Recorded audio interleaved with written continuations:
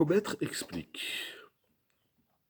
Lorsque Adam Arishon, le premier homme, a consommé Etz Adaat, le fruit de la connaissance, il a entraîné une désorganisation et désharmonisation des 4 éléments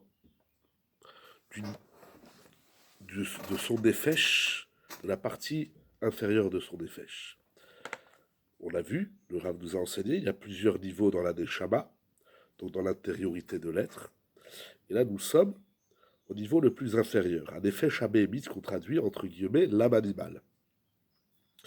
L'âme animale, ça veut dire qu'à ce niveau-là de la Neshama, de l'âme, les 4 éléments qui vont se retrouver dans chaque niveau de la Neshama, mais à ce niveau-là de d'effet Shabémite, les 4 éléments sont désorganisés et désharmonisés.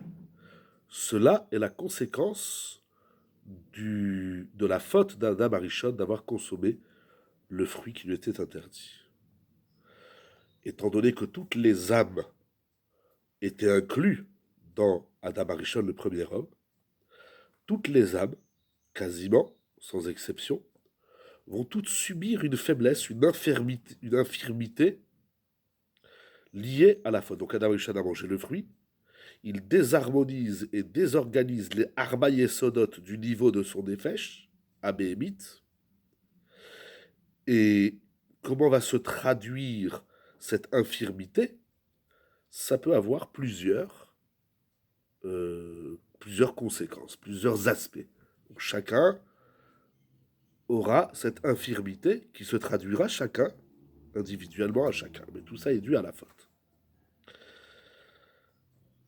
Cette infirmité même de la désharmonisation et désorganisation des 4 éléments, qui se trouve encore être aujourd'hui, elle a conduit à l'éclatement et à la résistance ou l'opposition entre les Yesodot eux-mêmes. C'est-à-dire qu'il va y avoir des frictions entre les 4 éléments.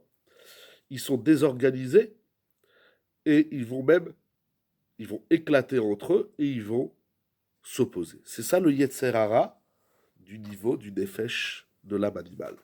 C'est-à-dire, à ce niveau-là, le niveau de l'âme de la majorité des hommes, c'est le Nefesh Abéhémite et non le Ruach. Et donc le Yetzer Hara essentiel se trouve au niveau du Nefesh Abéhémite. Et le Yetzer Hara du niveau du Nefesh Abéhémite, puisque c'est là où on se trouve, on n'a pas encore travaillé pour atteindre le Ruach, etc. Ce Yetzer Hara-là, qui se trouve là, à ce niveau-là, c'est la désorganisation et la désharmonisation des 4 éléments. C'est ce Yetzer Hara de désorganisation, pardon que je répète plusieurs fois les mots, et de désharmonisation des 4 éléments qui fait des conflits, qui a créé un éclatement et des conflits entre les Arba et les Sodot, c'est ça le Yetzer Hara, et ce qui a entraîné la majorité des épreuves et des échecs de tout un chacun. Ce n'est donc pas un ange, c'est encore une fois, désorganisation, un manque, Chosser Seder, un manque d'organisation et d'équilibre et d'harmonisation des 4 éléments. Ça veut dire que tout le travail sera donc de réorganiser, de restructurer les 4 éléments et de les imbriquer et de comprendre la faculté de chacun et comment ils s'imbriquent dans un tout. Et même, nous dit le Rav, la majorité des fautes que les hommes commettent, et donc par lesquelles ils trébuchent, ne proviennent pas d'un Yetzer Hara spirituel, mais de par leur tendance de se laisser entraîner à leur nature, comme une BMA, comme un animal qui se laisse entraîner naturellement à ses pulsions. Donc c'est pas une milchama, c'est pas un conflit qui se joue avec des éléments spirituels, ça c'est un autre niveau. Le premier Yetzer Hara, c'est de se laisser aller à son naturel. Et le naturel de l'homme aujourd'hui, c'est les Arba Yesodot qui ne sont pas organisés. Un exemple. C'est un exemple assez particulier, que chacun étendra dans son domaine. Si une personne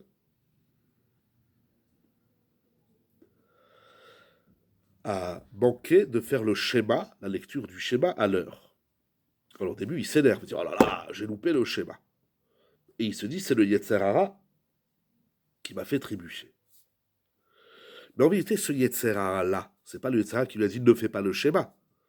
En vérité, le Yetzer Hara, il a causé que l'homme reste dans son naturel paresseux,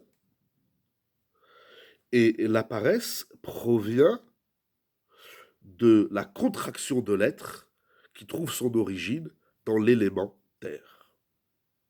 Ensuite, va éclater le Yetzer Hara supplémentaire d'un autre aspect de la nature de l'homme, la colère. Donc paresse, je traîne pour faire le schéma, et après je m'énerve, je ne l'ai pas fait. Et la colère provient du mouvement destructeur, de l'énergie destructrice qui trouve son origine dans le Yesod Haesh, le feu. Un autre exemple. Si un homme parle trop sur son prochain, et il en arrive à médire, à faire du Lachon Hara, il se dit, c'est le Yetzer Hara qui m'a trompé, qui m'a conduit à la faute. Mais en vérité, le Yetzer Hara, il n'a pas invité à fauter. Le Yetzer Hara, ici, se traduit par l'énergie de la parole qui n'est pas mesurée, qui découle de l'association de l'énergie, de l'élargissement de l'être, parce que l'homme il s'élargit, alors il parle, donc Maïm, et en même temps, Rouach, la parole. Donc là aussi, ce n'est pas que le Yetzer Hara, il m'a dit fait une Avera. Le Yetzer Hara, à ce niveau-là du Nefesh HaBehemit, il conduit l'homme à rester dans son mode Tivaï, naturel, et de se laisser aller au naturel. Et lorsqu'on se laisse aller au naturel, eh bien ce sont les énergies naturelles qui nous conduisent à faire ce qu'il ne faut pas faire. Si on analyse correctement, on verra que la majorité des fautes que l'homme commet ne sont que des fautes qui découlent de la désorganisation et désharmonisation des yesodot, des éléments dont nous avons vu jusqu'à présent. Bien sûr, le Rav nous dit dans la note, il y a de nombreuses situations où c'est le Yetzer Hara spirituel qui conduit, qui entraîne l'homme à la faute. Parfois même, le Yetzer Hara Rouhani va utiliser ce désordre des Arba Yesodot pour conduire, pour amener l'homme à fauter. Par exemple,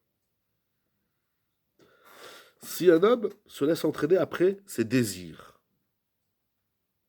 cela découle du manque de la désharmonie et de la démesure de l'élément eau, Maïm. Et ensuite, il en arrive à commettre des fautes, puisqu'il est, démesuré, c'est-à-dire qu'il n'est pas correct dans Maïm, alors ça développe l'état à vote, les désirs, les pulsions.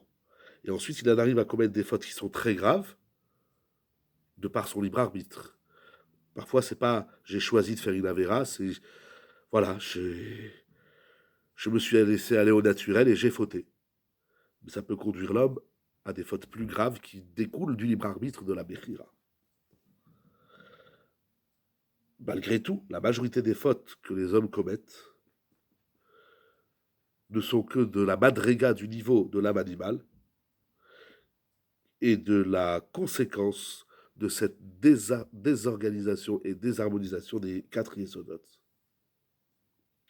Et en vérité, même les fautes qui sont beaucoup plus graves, qui découlent de la Bechira du libre arbitre, elles trouvent leur origine dans ce manque de céder, dans ce désordre, et dans cette démesure, dans cet éclatement des Arba Yesodot. C'est très intéressant que la faute d'Adam Arishon, du premier homme, a chamboulé l'harmonie et l'ordre des quatre éléments.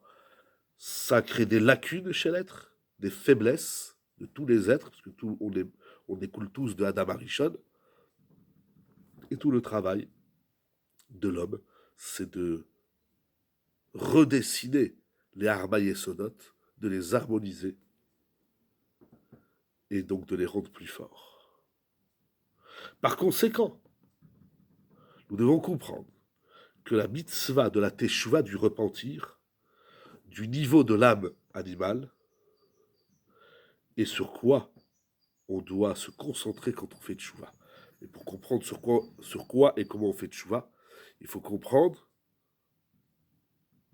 l'origine de la faute. Et l'origine de la faute, c'est ce désordre et cet éclatement des Arba Yesodot qui conduit l'homme à se laisser aller à son naturel, de ne pas faire un travail de restructuration de son être, et donc il en arrive à faire des fautes.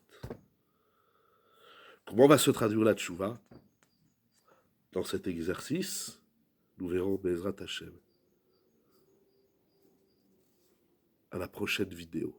Kol Tov.